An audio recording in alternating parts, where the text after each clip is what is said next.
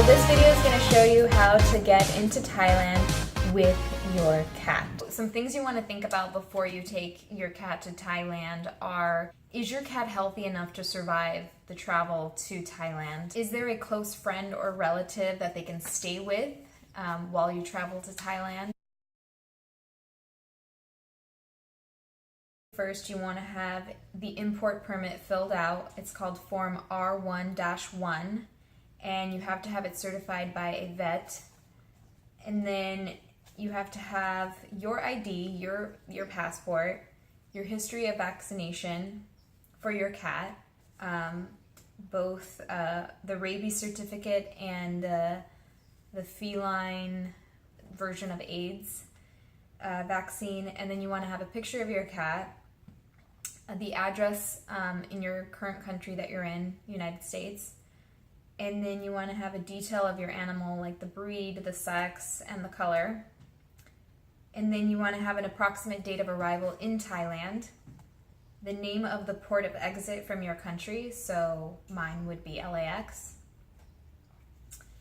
email and phone number of owner or point of contact in exporting country.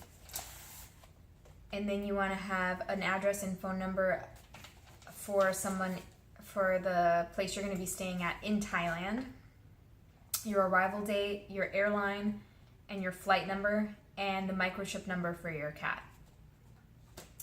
So that's everything that they want. They don't require, if you're coming from the United States, for the animal to be quarantined, so that's really awesome. I know in other countries that they require that if it's coming from that country that they have to be quarantined for 10 to 21 days, so you want to check that. Then in order to get the import permit from Thailand, you have to go through a USDA accredited vet in your area, and you can call the vet and ask them if they're USDA certified to do the exam for your cat to make sure that they're safe to travel and that they don't have any diseases. So I found one in my neighborhood in Long Beach. It's called the Broadway Pet Clinic, and they are accredited and they can do the examination, and they're going to give my cat 2 shots and say that yes, this cat is safe to travel and does not have any diseases. And then I will take that 10 days, well, you want to examine your cat 10 days before you travel.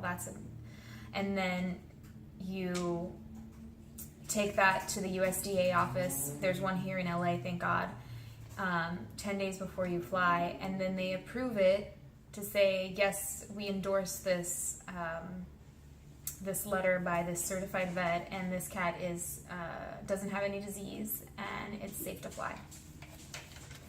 And the really sucky thing is that it happens 10 days before you fly, so it can be really, really stressful to move your cat. And a lot of people go ahead and hire a person or moving company to move the cat for them, but that can run you in the thousands of dollars to move your cat. And I decided to figure it out on my own because I don't have the money to pay to have my cat moved to Thailand. And then, since another thing is with flying, if you are most of the time to Thailand, you have a layover in Taiwan. So since there's a layover in Taiwan wants a transit permit, or the airline wants a transit permit for the cat to enter into Taiwan and to move it to another plane. So then you have to contact Taiwan, and I can put the link in the description below. So in Taiwan, when an animal enters the country, they have to be quarantined mandatory for 21 days. For some reason, Taiwan doesn't consider the USA to be free of rabies, so they have to do this quarantine. So they have to do what's called a blood titter test, and that has to be performed 120 days before you fly. And then they perform it again when the cat enters Taiwan. So you can imagine how stressful that can be thank God we're not going to Taiwan and we're just going to have a transit. If you're just having a transit in Taiwan, the cat does not need to be quarantined, but you still need to get the permit for the cat to be transferred in Taiwan. And I applied for that and I have received it, so that's one step that is completed. China Airlines and Bangkok Airlines does not allow for cats to fly in the cabin with the passenger. So what I'm going to do is have my cat certified as a support animal, and this is an option that many people can take if they want to fly with their cat or their dog in the cabin and don't want it to be with the rest of the cargo, because down below in the cargo area it can be very dangerous. And a lot of times it's in the before you take off is what's dangerous, because it could be extreme heat, it could be extreme cold. You don't know who is handling your cat or your dog, and you don't know what kind of person they are, and you don't know if they're going to be gentle with moving them.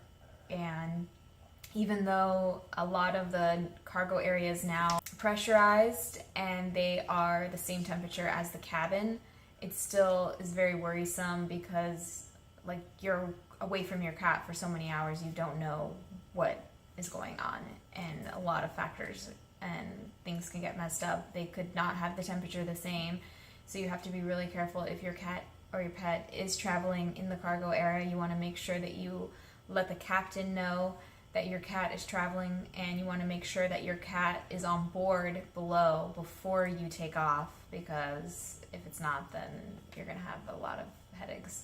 Another thing, you want to make sure that if they are going to be traveling in the cargo area, you want to get a cat carrier or dog carrier that is safe for flight travel, and it has to be approved for international travel. And make sure that it's going to be closed with like steel bearings. So a lot of the crates don't come with steel bearings, they come with plastic ones. You can buy the steel bearings separately and attach it to the crate, so that when the crate, when they're in traveling or in transit and it's being picked up and moved around, that they don't break open the crate and the animal escapes. You want to make sure you put on animal stickers or live animal stickers on each end of the crate to let the crew know that this is a live animal. And you want to have other stickers that say this end up, so that they don't turn the crate over upside down. And I would even recommend finding stickers or writing in whatever language of the country that you're going to be going to, writing it in that language so that they can read it, because I mean, if it's going to be in English, they're not going to be able to understand it if they are in Taiwan or in Thailand. You don't want to put water or food in the crate, because it's just going to get everywhere. It's going to make a big mess for the animal and just put them under more stress. I was reading a blog, and a guy who travels around a lot with his cats, he puts in some ice and a sponge and lets the cat lick that over the course of the traveling time if they get thirsty. You want to put a Ziploc bag with the cat's name, a picture of it, and all the travel documents attached to the crate, and have several meals attached to the crate, because things can come up and your cat may be, especially if you're having a layover, your cat may need to be fed. And make sure you put wee-wee pads on the bottom, and do not feed your cat. Most people say 4 to 6 hours before travel, because they can get sick on the flight and vomit. So don't feed your cat before 4 to 6 hours before the flight. And some questions you want to ask the airline before you fly are, do you have specialists that handle the animals in the cargo area? Some airlines will actually, during transit times, when you have the layover, they will take the cats and move them to an office and have where it's like cooled and has a normal temperature environment. Otherwise, they're going to be left on the tarmac, which can be really dangerous. You can be a worried parent you can watch your cats being boarded onto the plane, and you want to make sure that they're in the correct compartment.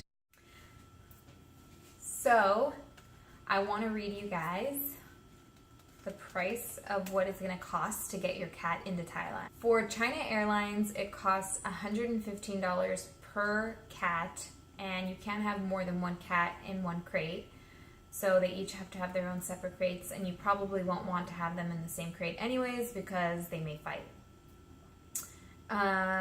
Let's see. So for me, since I have 2 cats, it's going to be $230 for the plane ticket. But if I get them emotionally pet certified, I will not have to pay that because they are emotional support pets and they are deemed to fly free. You still have to pay the cat import fee into Thailand, which is $60 per cat. And for the USDA approval stamp from the USDA, that's $38. And if you have 2 cats, don't worry, or 3 cats, it's still going to be $38 because you can put them on one form. So you only have to pay for that one form. The cat visit that for your vet to look at, that could be anywhere from $50 to $100 depending on what kind of veterinarian you take them to. Mine was, I was quoted $50 for the exam, and then $18 per shot, and they both need a shot. They need the rabies and the FPV shot, so it's going to run about $70 for the shots for both cats. $18 each shot, and they need 2 each. And then the cat carriers are going to run you anywhere from $50 to $100. I found one on Amazon that is approved to fly internationally for cats and dogs, and they were $36 each. And then in Thailand, where we're going to be going, you want to find places that are animal friendly, and most places are not animal friendly, and they're going to charge you a lot more if you want to have your pet, your dog or cat. So I found one that is animal friendly, and it's Chiang Mai Pet Friendly Hotels. So I have Trigon Residence, and I have the Flora House. And the Flora House is actually not that expensive. I think she quoted me $426 a month to bring the cats, and that's including, it's a 538 square foot apartment that doesn't include electricity or water, but it does include the Wi-Fi, which is really cool, depending on how fast it is. That's basically it for the fees. And if you're gonna hire somebody to move your pet, it could run anywhere from, into the thousands of dollars to move them, because they are paid professionals, and you're paying for that service, basically. Let's see, so let's add it up. About $310, which is not bad to move your cat. For me, it's gonna be closer to around $500 because I have 2. So that's it, guys. That's how to get your cats into Thailand. So first, you want to make sure that they are safe to travel, and you take it to a vet that says yes, they're safe to fly. Then you take that to the USDA Department of Livestock, and you have it stamped by them. Then you show that to Thailand and any of your transit stops, and then they will say, yes, we accept this cat into Thailand. And then the day of the travel, you will give all those papers over to the airlines. If you like this video, give me a thumbs up, 2 thumbs up, and subscribe here to my channel. And you can also check me out on vegangoddessjuliana.com for more tips on veganism and anything else that's going on in my life. If you have any comments or questions, you can put them down below, or any advice on how to get them emotionally pet certified, let me know in the comments down below. Thanks guys for watching.